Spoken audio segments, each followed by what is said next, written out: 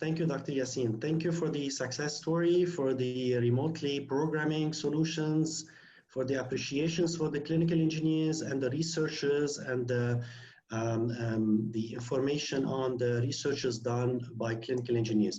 Now we're going to listen to the experiences presented by Muhammad Yunus. Please, Muhammad, the floor is yours.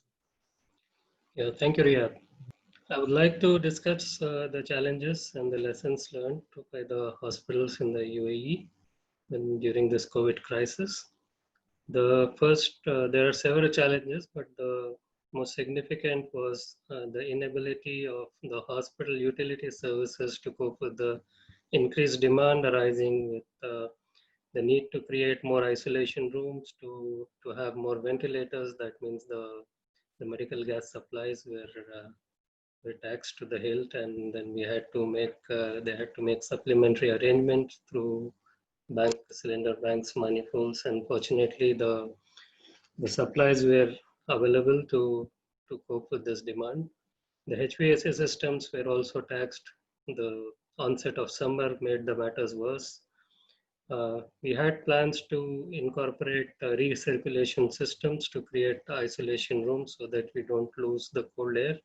But because of regulatory requirements, this could not be achieved. We had to exhaust all the air from the room. So we had to install additional split units to cope with this.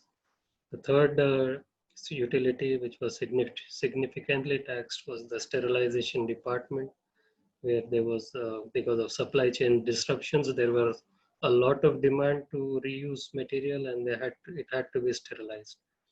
So the UVC disinfecting systems were helpful to a certain extent, though there was much to be desired end of the day in this system. Can I have the next one, please? Can I have the next slide? Yeah. So the second challenge, can we go back on number 2? Yeah, thank you.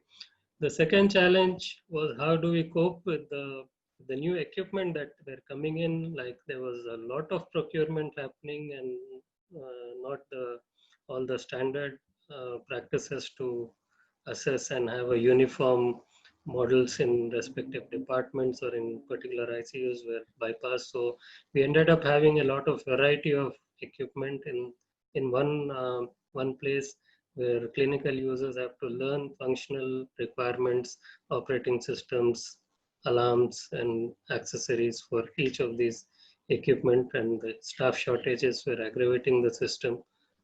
So one idea was to have quick use guides tagged to each of these equipment, but those posed additional infection risk. So we ended up having biomeds in each of these ICUs to support the clinical staff to intervene when they were having difficulty in using the systems. Number 3, please. Next slide. Yeah, the third challenge for biomedical engineers was to reschedule the planned maintenance activities because the sudden demand for the crisis. Several maintenance activities had to be deferred, and several equipment had to undergo a new risk profiling so that the schedule could be valid.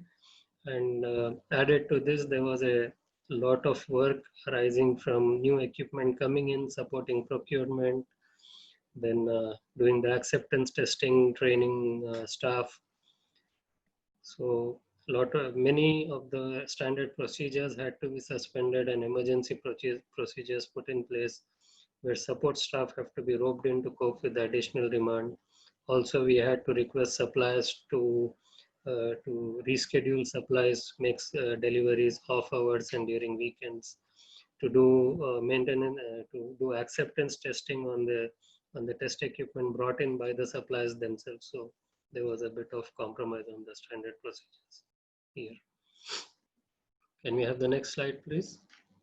There are several lessons learned, but I'll try to capture the most significant ones here. The 3, first of all, is that biomeds are the equipment health technology managers. We have to be cognizant of the fact and align ourselves with the disaster preparedness policies of the hospital when we are selecting equipment.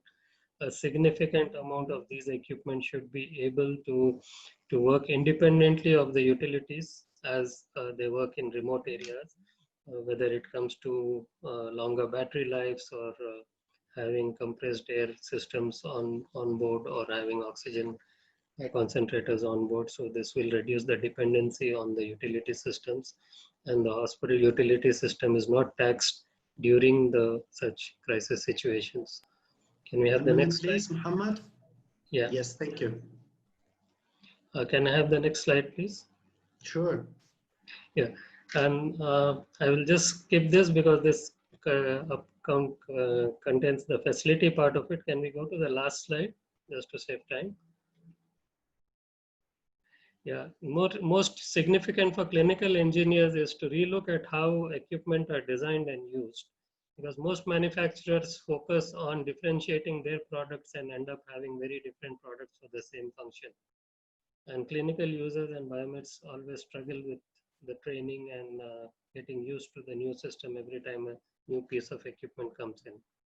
So the industry could learn from other industries like consumer electronics, mobile computing, to standardize on the user interface and user experience so that the clinical learning curve is shortened. And this is where biomeds can and clinical engineers can contribute a lot. Thank you. I hope I've made it in the requisite time.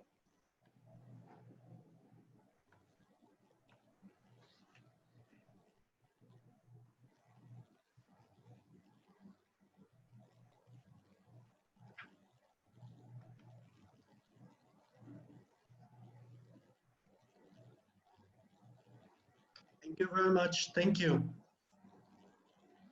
Thank you. Thanks.